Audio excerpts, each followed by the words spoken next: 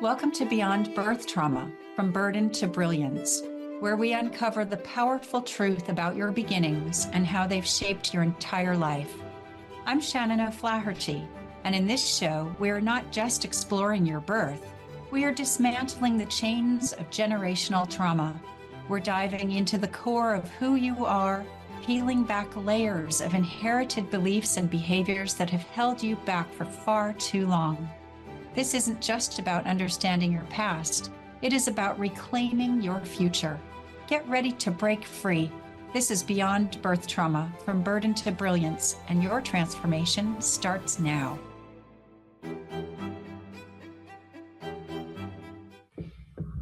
Hi, welcome everybody. Shannon O'Flaherty here. Thanks so much for tuning in live.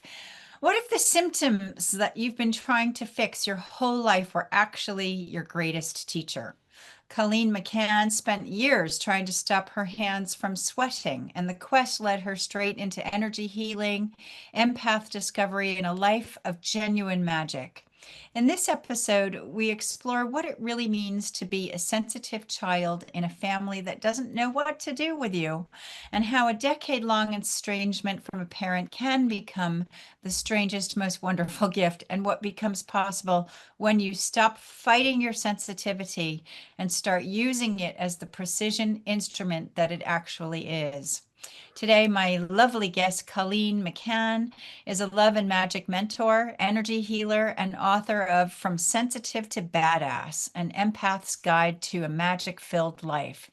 She has spent nearly 2 decades developing her signature approach to energy healing, one that helps sensitive women discover that their greatest perceived liability is actually their most powerful superpower. Through her energy healing practice and love and magic mentoring program, Colleen guides women to clear old energy, reclaim their magic, and step into a life that feels lighter, more empowered, and deeply their own. Known for her warm, irreverent style and her signature line, "I've been taking the ew out of woo" since 2007, she makes the world of energy healing accessible, practical, and dare she say it, fun. And you can find her at energyhealingwithcolleen.com. Colleen, yay! Welcome, welcome. I'm so glad to have you here. Thank you for being with me here today. Thanks for having me. Thanks for I the read, lovely introduction. I read Colleen's book. Actually, I listened to it on Audible, From Sensitive to Badass. And it was so wonderful because all the way through the book, I kept saying, "Oh, yeah, I do that. Oh, yeah, I say that. Oh." And I really felt like Colleen and I were very connected. And also, we work in a very similar way. So, Colleen and I, although we have not met in person, we've become friends through our beautiful connective device called the internet. So, so Colleen, you and your mom have just reconnected after Yeah. nearly 10 years apart, I'm guessing.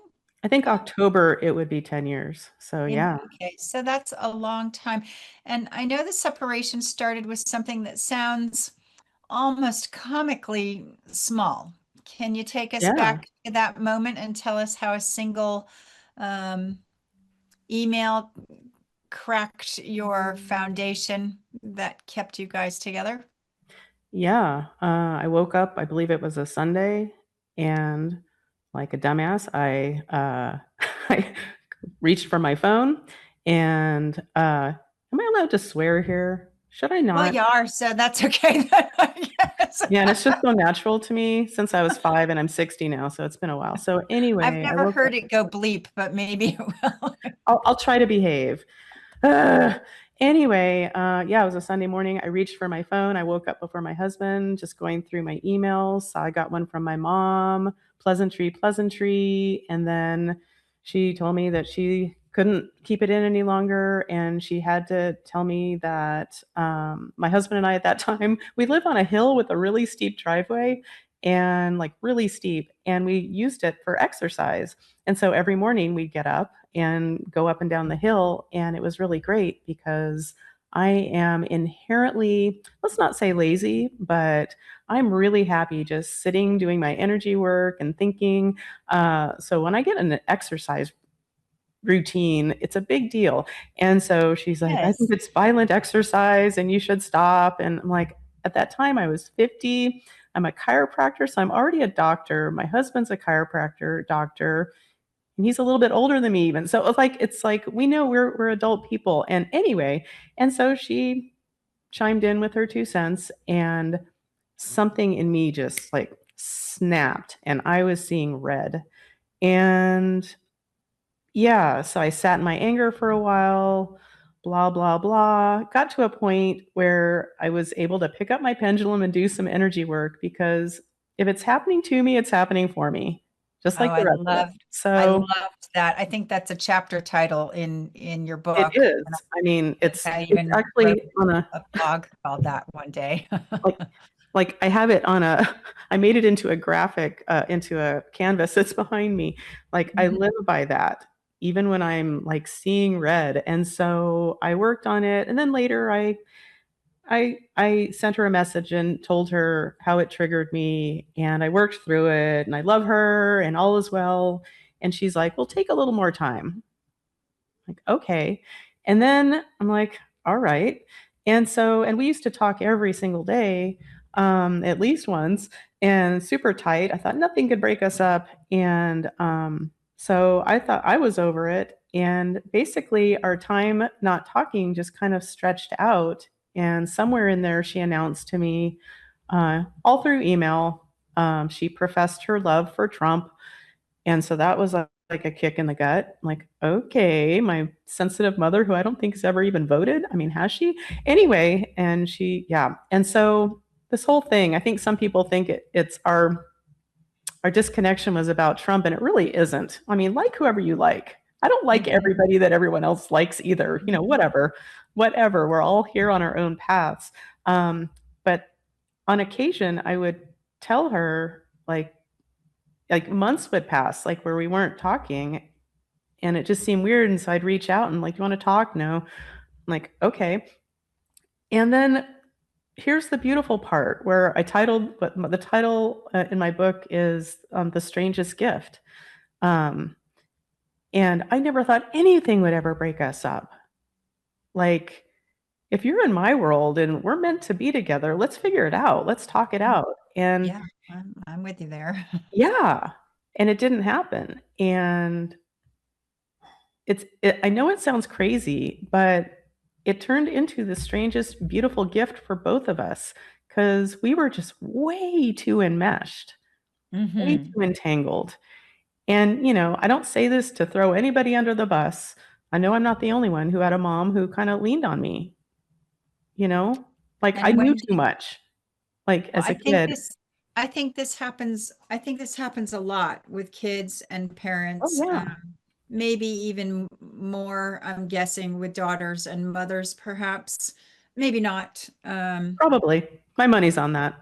Well, I think, women talk more, they're more Oh, yeah. open, they share more vulnerabilities, generally speaking. I know there's Yeah. some men that do, but generally speaking. Yeah. And so your brother, you have a brother I have two and brothers. two brothers. And Yeah. so But one this, brother lives nearby. And so I just kind of leaned into like, okay, we're not talking. And so I started, doing the energy clearing that I do to see what the energy is that's coming up, that's bubbling up to the surface, saying, look at me. And the beautiful part is I learned that I got to have my feelings. Like I got to have some feelings about her and my that you dad. got to have, you just said something really important there, that you got to have your feelings. So Yeah. when we're enmeshed with a parent or anybody else for that matter, what happens? You talk about that when you realized that you weren't in ownership of your Well, own. I know, like, I mean, I've always had my feelings, but it was always, I would always like intellectualize, like, oh, well, dad's that way because his parents were messed up, and I know my parents did better, and that's all true. But but I wasn't, angry about some things. Uh, Mhm. feeling let down because my mom didn't feel good a lot because she was dealing with her whole beep storm of, look at me being an adult, beeping myself. Yeah, the beep storm of her upbringing. Um, and so a lot of the attention was on her and what she was going through. And I wasn't speaking up and saying, "Hey, I'm having a hard time too." Hmm. Hmm. I Yeah, think yeah. children, and if we don't do it when we're kids because we haven't been modeled that or taught how to do that or given the space to do that, we're certainly not going to suddenly do that as an adult out of the blue, even if we haven't been living with our parents for some time because we've had all of those learned behaviors. And it's so interesting when parents become parents because then the dynamic radically changes. Because until you're a parent, I mean, think of this, until you become a parent, you've only ever just been somebody's kid or a Yep. sister or a lover or a wife, but you've never been somebody's mother. And now you have this other whole dynamic to deal with. And so the children feel like, well, you're the wise parent figure. You ought to be, you know, making sure everything is smooth sailing. But often those wise parent figures have so much unhealed stuff that they're still dealing with. I don't know how my mom did it. Like she had three kids, two boys, very sensitive, and yeah. And I'm not a parent by choice. Yeah. So I can only imagine what it was like for her to read about my experience with her in my book, because the book got And written during these 10 years. right. Yeah. And was it then, was it during this estrangement from your mother that you had the difference in understanding why somebody does something a certain way and allowing yourself to feel how you feel? Well, it just naturally happened that I allowed myself to like get really angry. And Hmm. I write about it in my book. Uh, uh, that locating anger, like if I'm doing a session for somebody and some trapped anger shows up that they're not aware of, ooh, goody. And anger got broken open in me that was in there. I just didn't realize it. I didn't realize how, how many feelings I had. Um, yeah, so it was really powerful to get to the bottom of that. And like I feel like I was always the one person in my friend group who wouldn't talk about their mom in any kind of like negative way. Um, yeah, and I always felt real protective and always, hoping, trying to help her feel better. Good Yeah. little empath. So, Well, I mean, um, I think I mean, you said something really important there too, that even if you aren't feeling particularly protective about your parents, either parent, um, we don't want to hate our parents. no, We don't want them to upset us. We don't want to own that in ourselves because from early on, we need them for survival. And sure. so all of those things that we can naturally rise above, we do, but in so doing it represses stuff and that's got to go somewhere at some point in time and come out. And there's a lot of people with anger, and I certainly had a lot of anger that yeah, I used to consciously rise above because I was just like, well, it's just not worth going there, except And that rising above does not make it go away, no, or it not doesn't. feeling it, or pushing it down, or as a now deceased boyfriend of mine uh, said, like with something he was going through, like, how do you deal with that? And he's like, oh, I put it in a little box up in a closet up in the corner. I mean, that's going to be the And he scariest died place of, in I the would guess, world to heart open. problems. Yeah. Yeah. So that stuff that it sticks around in your field until you deal with it somehow, or it bubbles up in the form of symptoms, triggers, you name it. And what pat myself on the back here. I think one of my biggest gifts to the world is, okay, I'm sure I'm not the only one, whatever. But like there's magic in triggers. And if you, and in my system, when I get really triggered, well, sometimes if I'm really triggered, I just need to see red for a while until I calm down enough Yeah. to Feel what to you to feel. listen to. I always think of it as like a little voice. It's not a real voice. A little voice, little me over here going, "Oh, muffin, as soon as you can stand it, you're going to pick up your pendulum and look at it like anything else and see what is Mhm. bubbling up to the surface for clearing." But it's And really important that you're allowing yourself to feel what you feel, oh, for because sure, for sure. Oh, trust me, I do. otherwise you're not really clearing it. It's just moving it. It's just moving it somewhere else. Yeah, but the thing is, if you're feeling something like so giant about because your mom made a comment, your mom chimed in because she's worried, because she worries, like there's something there. There's, yeah. And so, and getting to the bottom of it, yeah, looking at it energetically and peeling apart. So what I do in my work is it kind of takes your brain out of it. I ask, like, okay, is there something bubbling up? Yeah. Is it something on what I call my master menu? And I have this binder of charts that I've created over the last 18 years. And I ask, like, okay, if something's bubbling up for me, is it something on my master menu? And I use my pendulum to figure out which thing shows up. So it could be trapped emotional energy, or a portal that needs to be sealed up, or an entanglement, or a cord to cut, or you name it, a vow to clear. And the thing is, I say taking your brain out of it because, like, you might think you know what's in there, and sometimes it's accurate. And then other times, like, no, there's guilt from a past life that is, you know, is It's quite. triggered by, it has a similar resonance to the thing that's happened. So, like, when, I'll just say it, when Trump was elected, I was a puddle. Like, I didn't know what to do with myself. I got my husband off to work and I just sat on the couch and sobbed. And I literally felt like the world had ended. Whew. Mhm.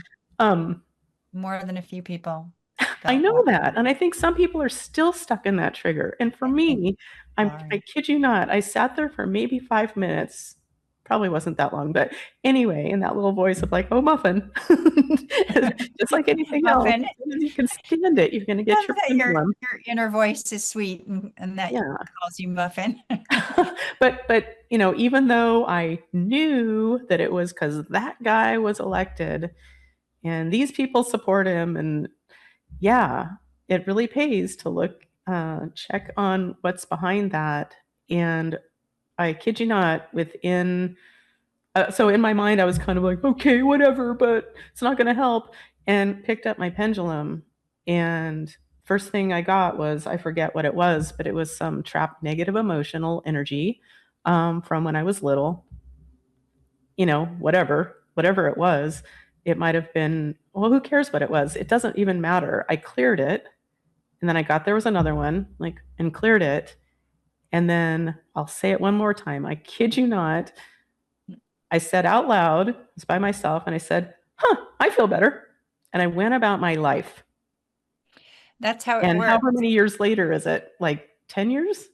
Like, I think it was 2016 when he was elected. So, and now he's back. And I even watched I'm still not a fan by any means, but I even watched his, when he was sworn in or whatever, this round, just to see if I'd be triggered. And I wasn't. Wow, that's impressive. I don't watch any of that stuff, Well, I but don't it's either interesting. purposely, but I did it on purpose to like, can I stand it? And I Yeah, could. It's kind of it, interesting. It was boring, but yeah. it's interesting with your mother. We hold the mantle for our parents while they're alive. And we might not be speaking our truth. We might not be living our truth. We might be, I don't know. Holding the mantle can mean so many things. And when my mother died, talk about anger. Oh my God, so much anger came out of me that I didn't even know like who's it what where is this coming from? So angry. I had complete laryngitis for 10 days. I couldn't even whisper. My kids were probably celebrating like, oh God, she's finally quiet. But I mean, rage, particularly at men. And I've raised two men and was married to a lovely man, but rage. So it's like you had that 10 years of Wow. grief clearing with your mother to heal that mantle holding, whatever was there. And you got space to do it while she's still alive. And now you get to come together. Yeah, I've been feeling fine about like, I kind of don't feel like, well, I even told her recently, like, I wasn't missing having a mother. I missed her. Yeah. Yeah. Well, yeah. Yeah. And it all happened because of a tooth. Like, and ultimately so basically she sent me an email and I have it on my phone that I get a ding when I get an email from my parents. Um, just because I wasn't watching after them. I'm not a monster.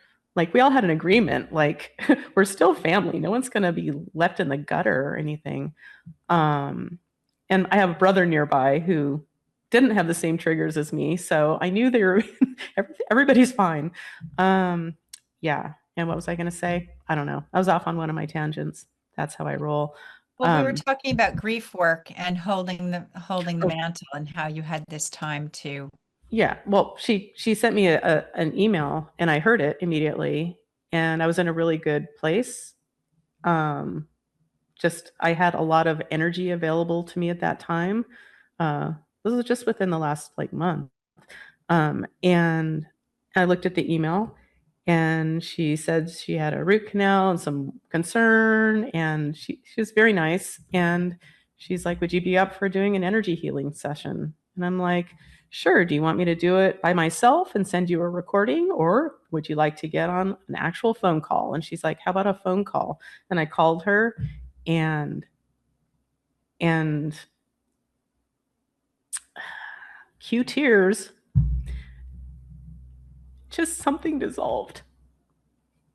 It's beautiful. And she said, like, if it took a tooth to crack me open, me being her, um, so be it. And it's just been so lovely. But we both agree this is an important time. I mean, I've had so Mhm. many people who are so like, oh, what's it like to be not friends with your mom? And like, it's fine. Like I was fine. Like I care about them. And I was just at that time thinking, oh, should I reach out? And like, oh, I don't even know what she wants anymore. And so she had to reach out and it was just like, I don't know how to say it, but everything just kind of got handled. Well, it's Because we've beautiful both been too. doing a lot of work and it Well, was I was going to necessary. say, because you were doing the work when she reached out, you were open to receive, you were receptive to that. Oh, And I've a been lot open for a long time. Well, yeah, It's but a true. lot of family breakdown is that somebody reaches out and the other people are still fuming in their anger years later about where there's no communication. And so then one side is not receptive. So It just, you, there has been communication here and there in that time. It wasn't like a 10 solid years yeah. or anything, including the chapter about our breakup. Mm, Um, like my editor suggested, like, you might want to run this past your mom mm. or frame it in a different way or whatever. Um, yeah. And so I sent it to my parents and they both gave it the thumbs up. And in that chapter, I say my mom loves Trump. Yeah. And at the It's end of our first phone call, did a great session for her, by the way. But at the end of that first phone call, she sheepishly said, so sweet, but she's like, just for full disclosure, I still like you know who. And well, I won't say because I'm a lady. I won't say what I said to her. I'll mouth it. I said, I don't give a about that at all. I really don't. It has nothing to do with anything. Um, yeah, and it's just been really lovely. And I don't think we'll ever have to do this again because we took care of it. Like when I was a little kid, I remember distinctly standing, like looking up at her. She's at the sink washing dishes. And she said, I hope you're not taking on any of my stuff. Oh, wow. My parents, I feel like they were Of pretty ahead of course their I am, time for the Mom. I'm a 70s. little sponge.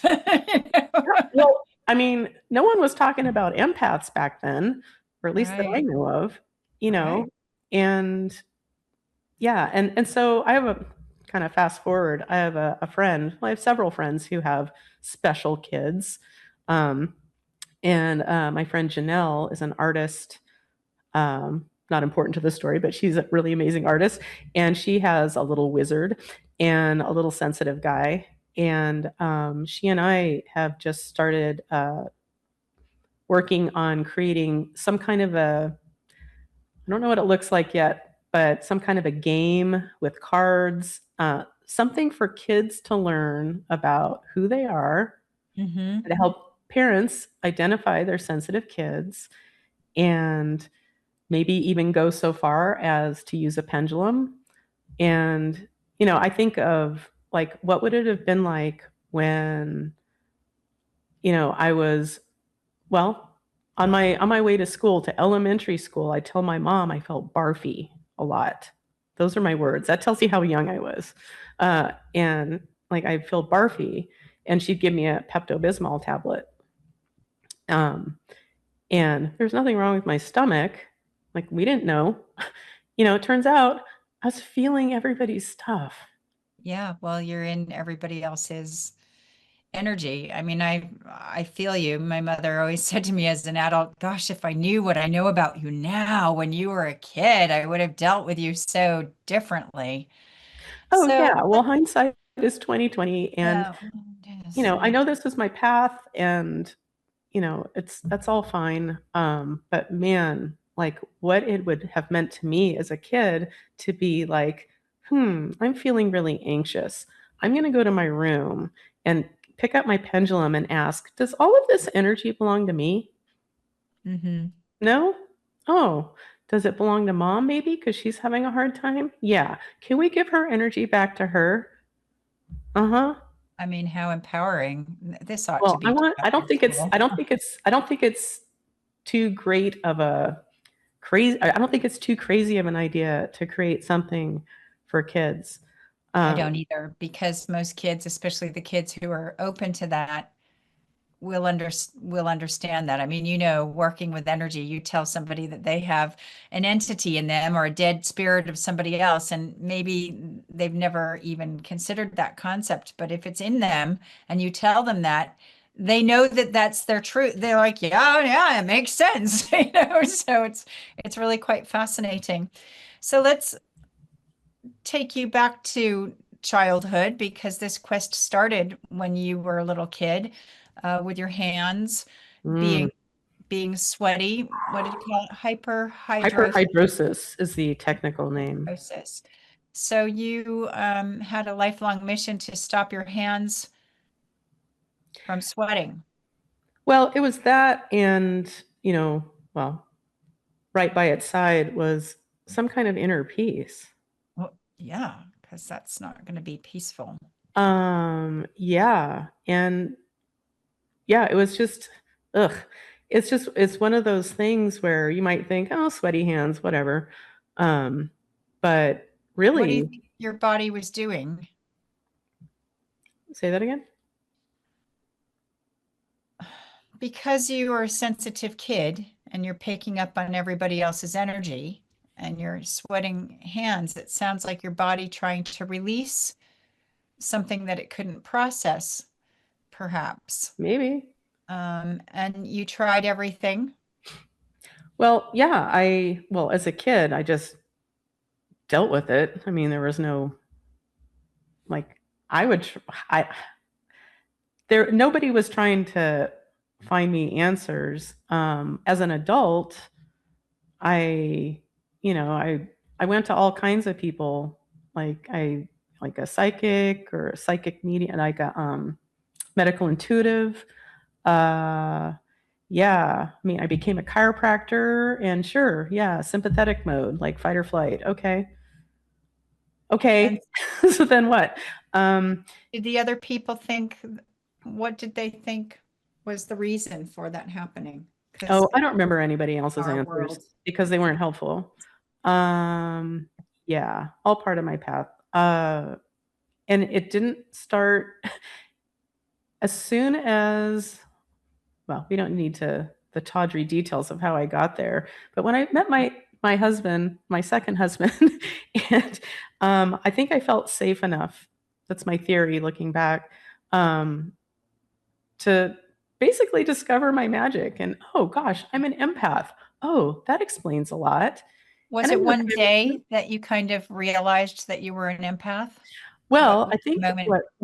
looking back, I guess, Dave and I, we moved to San Diego and we were at my parents' house and my mom threw a book to me. She's like, "Oh, you might like this. It's called The Emotion Code by Bradley Nelson, um, chiropractor." And and I read it, and unlike me, I'm a good book buyer, not a good book finisher. And this book I just read cover to cover and promised myself I'm not going to try his method until I finished. And then we started playing with it. And well, the first magical thing that happened was we located some trapped negative emotions from my husband's childhood in his right hip. He'd had mysterious right hip pain for like 7 years, and Wow. all the hotshot chiropractors couldn't figure it out. Like he'd feel better, and then it would always come back. And then finally, getting to the emotional component, which is so important. I don't care what protocol you're doing for anything, if you have cancer or whatever is happening in your life, look at the energy behind it too, Oh, because something is that part. trying to get your attention. It's not just asking to be cut off or cut out. And if I, you have to go that route, no judgment, but look at yeah. the energy behind it. Something is screaming. Like everything is a clue, everything's a signal. And when you learn how to clean that stuff up, magic. Like life is so much better. And so, as far as my hands were concerned, it took a while for that one. That was a big project. That took a while. But finally, it just started to just finally stopped. And on rare occasions these days, I mean, it's been quite a number of years now, but now if my hands start sweating, I'm like, ooh, signal. Like something's going on. So for the people watching and listening, because there's probably a lot of people out there who think, am I an empath? Is there a way to know that I'm an empath? What kind of question would you want them to ask themselves if they're thinking, am I an empath? Or where would Well, you as direct? far as the empath thing, like I know Shannon, you and I have talked about like, word empath is thrown around a lot. It is. Um, I think of it as just more sensitive. Like Okay. the label, whatever. I'm not big on labels, but that's kind of a helpful label of like, oh, I'm something like, oh, other people are like me. No But one's there's talking different about it. levels, there's different levels of and how we receive and all of that stuff too. And some people, like the people who are super sensitive, they're open all the time. Their third eye is open all the time. Their solar plexus chakra is open all the time. And we can't function that way as humans. We need to be human and come back and close our third eye and not be constantly taking on And the world. what if there's something behind, oh, my third eye is open all the time and it's torturing me? Maybe there's a clue there. Maybe that doesn't Right, have to be the case. Or right. maybe there's a way for you to get the information and it not be a torture chamber. Hmm. Like, so basically, what I teach people how to do is become an energy explorer. Oh, I love So, that. yeah. And I think it'll be a really great approach for kids, like Hmm. using your pendulum as a compass, Yeah. your path, I mean, your magical pendulums are path. so cool. I love pendulums. I used Oh, one they're for the best. many years, and then I learned about pendulums and have a different one now. But I love them, and I've gifted many pendulums to pendulum virgins over the years Oh, to I love a good virgin. Yeah, help wake them up a little bit. But, yeah. I even um, made my own. pendulums. They're so cool. They even, oh, that's right. This is not an advertisement because I have none to share. Um, but they even open up. You can put Mine something in the does middle. too. Mine is a Yeah, little, um, really? Ooh, I've I, never heard of that before. it's over there. Yeah, it's a little egg shaped and it screws open. So Um, cool. and I think that's like you can put different things in there if you Mhm. want, like salt or any other kind of magic potions that you want to Yeah. throw in there. My brother, I designed them, and my brother had them made in his body body piercing jewelry factory. It's Cool. titanium. Yeah, I got Does to he watch robots still make it. does he Yeah. still have that? I mean, maybe you could go into business with penduluming, Yeah, penduluming your girls. I did that for a second, and that was fun. I know Um, these little tangents. yeah.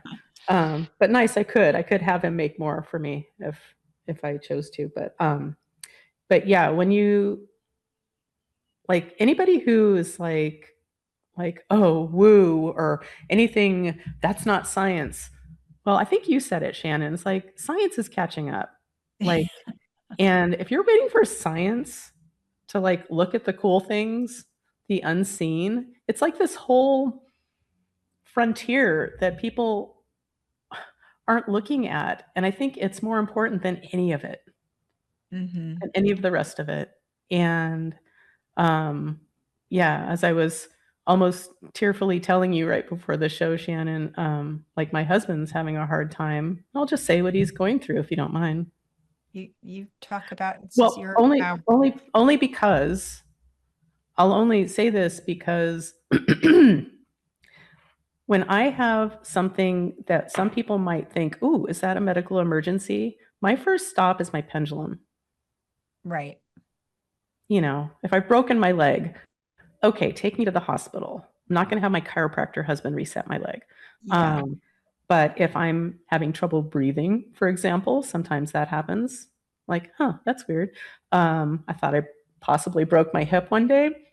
Um, I get out my pendulum and first I ask, is this a medical emergency? No.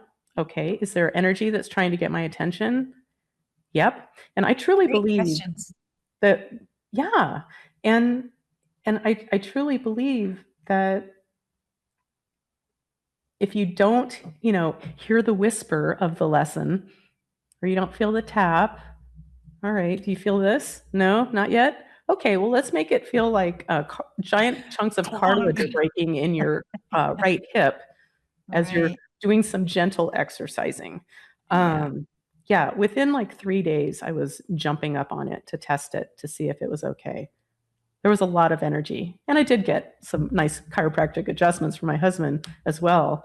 But it was an energetic thing. And it was about moving forward or being stuck and moving forward. And as I was limping to the couch after I heard this sound that I've never heard before that sounded like giant chunks of cartilage breaking, I thought, ooh, medical emergency. And the thought right behind that was, ooh, something's opening up. So when you Yeah. change your thinking to consider more than what we've been trained to think, and I know this probably sounds super out there for people, but if I can't breathe, I'll check in and, oh, is somebody trying to get my attention? Or, I mean, the list goes on of things I can check in on, but I have a system that I've trained myself in, and I've trained myself to think about, like, what is the energy behind this Hmm. and clean it That's up and then interesting. feel fine again. We work similarly, but I wouldn't say that I go and ask those very wise questions to my pendulum immediately, but I always do look for what's really going on here at the deeper level. And I think when I was listening to your book and you said what happens to you happens for you, I was like, oh my gosh, this is so perfect because, and I wrote my blog, I think I called it that. And I think I went to a Oh yeah, you Ciroc. were dancing. Yeah, I freestyle. I read got that one. Yeah. stepped on badly like 3 times on the same foot. And I was just like, what the hell is going on here? Right. And spent hours unpicking that later, which gave me a lot of insight. But a faster way through certainly would be to go get the pendulum. So it's not just for other energies, but you also talked about, is there another soul inhabiting my body right now? I mean, like Yeah. that. that's not such a weird question for me, but for others, because I've told Yeah. people like we need to take your father out. Like, what? But even people, and I think I learned this from you because I'm dealing with this with clients who somebody has died and zipped into them, but Mhm. you're finding this all over the place with lots of things going on. Talked about a suicide that hadn't crossed over yet or something like that. Can you talk Oh to us? yeah, we were at a Best Buy on a Thanksgiving weekend, having a good old time, me and my husband, having something installed for my car stereo or something. And I looked at Dave and I said, I can't think of a good reason to be alive anymore. Like all of a sudden. And so we went outside and I wasn't using a pendulum yet, and we used muscle testing. And so we went out, sat at a table, and I held my arm out, and he had me say, I said, my soul is the only soul that inhabits my body. And my arm went weak. No. And so we determined, just got a few details. It was a woman who'd committed suicide.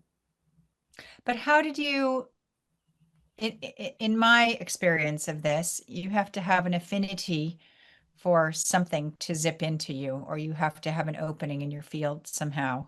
So why would a woman who have did you know her? No. So why would a random woman who had committed suicide zip into your body? Well, I think, I always tell people, like, I joke around, like, I didn't go to dead person release school. I went to chiropractic school. I had to learn this on the street like a dog. I don't know why I say it that way. Anyway, Stuff. yeah, but, law of attraction, like attracts to like. People talk about law of attraction like it's about attracting all the good stuff. Well, we're always attracting, like, law of attraction isn't just for good stuff. It's like, Well, so no. if somebody in massive pain dies with some kind of unfinished something where they're still kind of sticking around, and here I am cruising along with something in me that's unhealed, I think that's an opening. Wow. I, Really you just, know, I'm, yeah, that's the best I can do. I don't know. I don't have any great explanations other than that. And, and as far as the dead person thing goes, I always would tell my clients, like, if you feel like yourself on steroids, like over the top angry, or not like yourself, hmm those are good clues that there might be somebody with you. Yeah. And it's very easy. Well, in my world, it's super easy to release dead people. Yeah, it's easy. Yeah, it's easy. Yeah. I just did this for a client and well, she wasn't actually a client. I met her through this marketing program that we're on. Oh, And it became clear that she needed to have her dad pulled out. And I did. And of whoa. course, all of her physical issues changed immediately as a result. And she said, I think it's the most profound thing that's ever happened to me in my life. And I was like, yeah, that's Yeah. pretty cool, wasn't it? So, um, so you became a chiropractor turned energy healer. So at what point in time did being a chiropractor switch into being an energy healer? Or were you already an energy healer? How did that work? No. No, I was a chiropractor. I needed to become, well, chiropractic is amazing. And I still get to adjust my husband and get to be adjusted by him. But as I learned more about who I was and learned about energy healing, it just naturally, like, this is what I meant to do. And Mhm. doing, like, keeping up my license and all that, it's like, ugh. So So I when let people that were go. laying on your table for coming for a chiropractic treatment, you would also do energy work with them? Yeah. It's like, I know this sounds really weird, but could I check you for a trapped? I know this sounds weird, for a trapped negative emotion. Okay. And then people's lives would change. Yeah. And then it just kind of started expanding. I didn't learn how to be an energy healer from anybody else, except I got some ideas from Bradley Nelson from his book. Um, but yeah, everything for the most part, like, yeah, it's just expanded over the years and has become this system. And a client of mine many years ago, she's like, Colleen, you should systematize this. You're sitting on a gold mine. And I'm like, nah.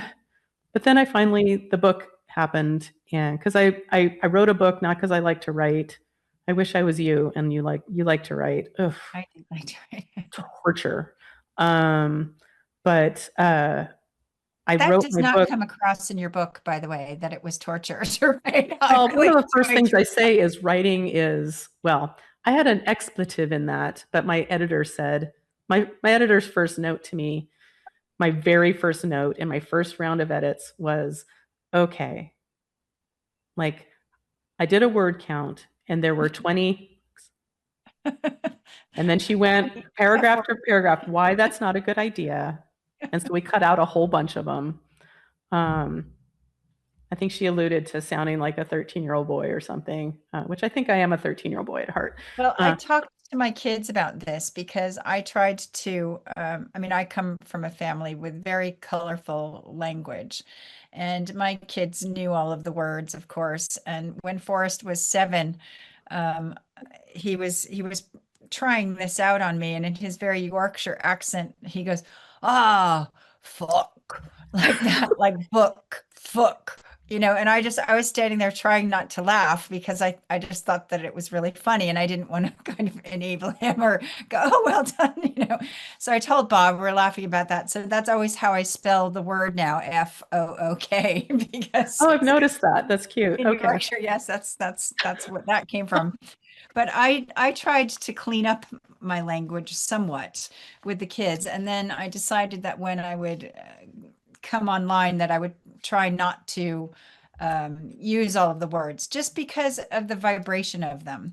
But as adults, my kids have said, but what about like when something's effing great, And I was like, yeah, okay, well, that's different because the intention and the motivation is higher, so the vibration is higher. But the words alone have a low vibration. So if you're going to just look at that, there's so many other words to use.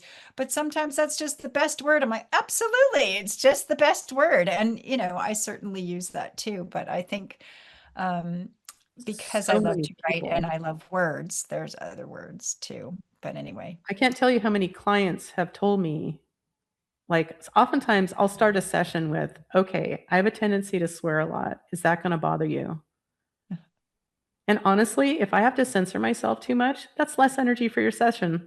Just saying. yeah, well, Just saying. And, I, and I hear what you're saying about low vibration and whatever. I do lots of other good stuff too. So we'll just yeah. say it counterbalances that. But so many people have told me, like, it's not only fine, it makes me trust you more. Well, because you're more human and approachable because I'm not healers, like this. And no, nothing wrong with that. Nothing wrong with that. But too much of that, too much yeah, reverence, mm-mm. No, I vomit. know. You got to Like just yeah. be you. So, you had a patient when we were talking, you told me that a session revealed something that confirmed a family secret. The baby who had died and was never spoken of or something, and it showed up in a clearing before anybody knew. So with your client, this family secret showed up in a clearing. Is this ringing any bells for you? No. Oh, maybe I made that up. Wow, it sounds interesting. Yeah. I'm hoping we're not gonna hang up and then be like, oh yeah, that. I hear all kinds of interesting things happen like all the time. Um, Well, I've known things about people and they've said, how could you possibly know that? And I was like, got the hit. I got the message. And they go, what does that mean? I'm like, I don't know. I receive information and I don't. Now, what did you say? Which clair? You don't need to know which clair you are. Clairvoyant, clairaudient, clairsentient, all of it. I think that I receive messages in a variety of ways. Sometimes it's just a knowing. yeah, there's not one faucet that I turn on. Like Yeah. I wish. Like I have friends that are like just they get messages, but they always have their whole life and it like they've had to uh, I get that I've been told by two people early on in learning about my energy stuff. that I was clairaudient. And I'm like, what's that? I don't even know that. I didn't know all of your senses could be clairs, Mm-hmm. until a shaman friend told me. Um, and what I've gotten consistently through testing is that I turned that off at 3 by the For help of my protection. grandmother, who I think was probably a magic person who turned her magic off and was trying to keep me safe too. So you say that you consciously did this consciously, unconsciously at 3. I feel like I was closed down, that I was desperately grabbing on to hold that veil open and that it was Mm. closing and there was nothing I could do about it. I remember feeling that frustration without that quite amount of clarity, Mhm. obviously. Sure. Being But 3 and yeah. I was a little older. I was like 4 or 5, which Okay. was Oh, that's so much older. Yeah. I don't have a whole lot of memories from back then. I don't know. right. But I think that that extreme frustration in childhood was because I knew that magic existed and I knew that we had power and I knew that things could be different and I understood things that adults didn't understand. Wow, you were really I ahead thought of the game. I thought adults were so stupid and I just didn't know how to express because I was only 5 or 6. Yeah. And Whew. so that sort of shutting down. I mean, I think that's why I'm such a free child in this lifetime. Today's blog was all about going to the fell race on Monday and with our kids and Bobby and I both forgetting our wallets. Oh no. Like the responsible parents that we are, so the kids had to pay for everything. It's really great. Nice. It's great. Serve them right. So, let's see. So you're going to make these cards that are going to help children, which I That's the think hope and is plan. really a great plan because I think it's the next generation that is coming up that we need to really keep them open. And so, what do parents of sensitive kids most often get wrong? Not out of cruelty, but out of simply not knowing. Whew, that's hard for me because I'm not a parent. That's why I'm working with But somebody you who's were a a parent. kid. You were a What kid, do a they get sensitive wrong? kid. Oh gosh. I don't know. I think if a parent isn't recognizing the sensitivity of their kid, they're probably not understanding their own sensitivity. Okay. So, What about like, because I had, well, they weren't invisible to me, but my parents thought I had an invisible friend, you know, all of this. So if your kid has an invisible friend, ask about the invisible friend, find out who it is, what her name is, what she looks like, yeah, what they talk if I about. was a parent, I'd want all the details. Yeah, me too. But a lot of parents are like, oh, okay, and they just don't take it seriously.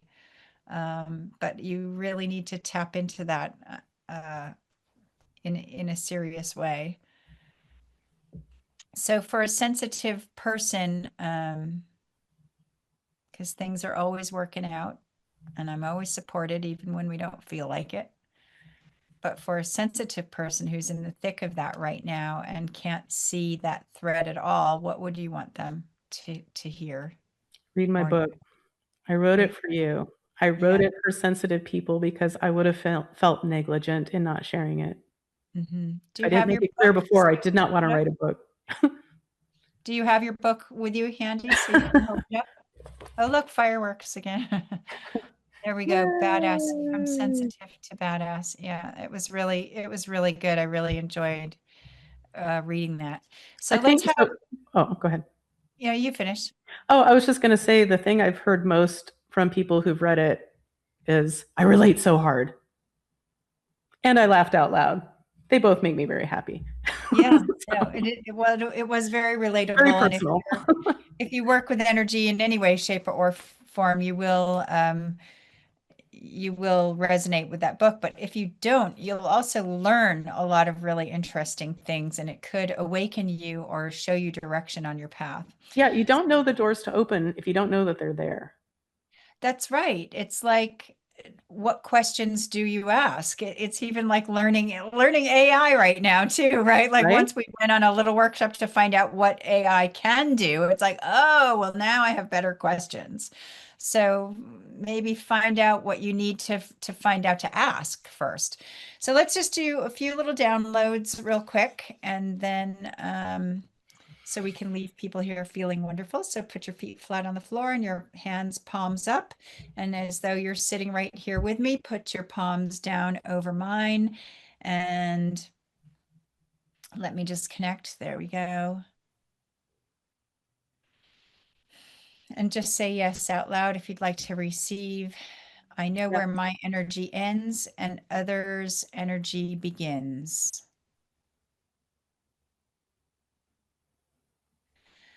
I know what it feels like to trust my intuition.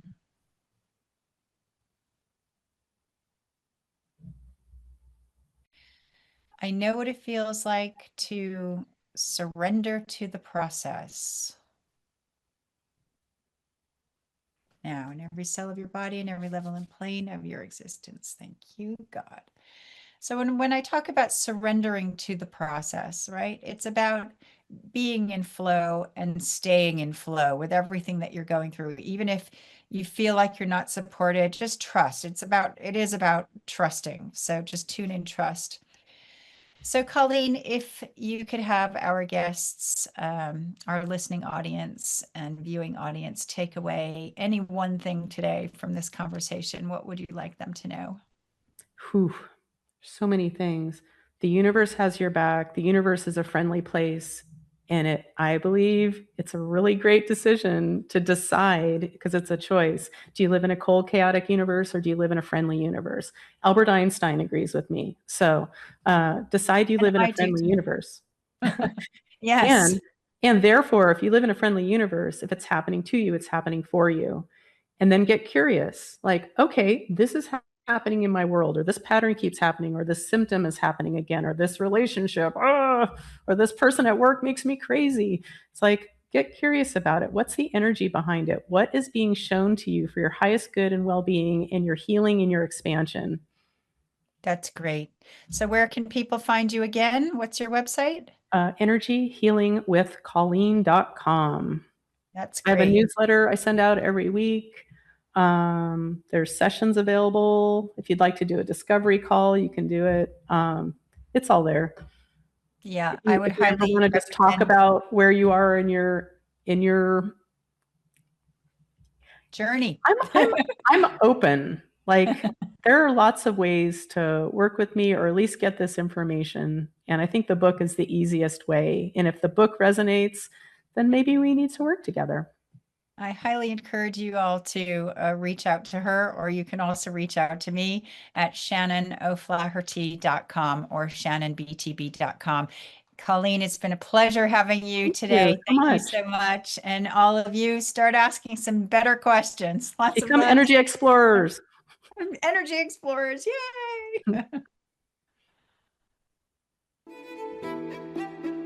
You have been listening to Beyond Birth Trauma, From Burden to Brilliance with Shannon O'Flaherty on Transformation Talk Radio. On the second Tuesday at 10 a.m. Pacific Time, we connect the dots between your ancestors, your birth, and the patterns that keep you stuck, guiding you to a place of profound healing and unstoppable brilliance.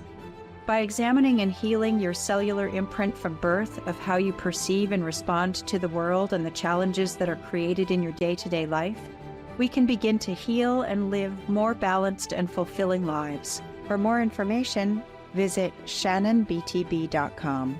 That's shannonbtb.com.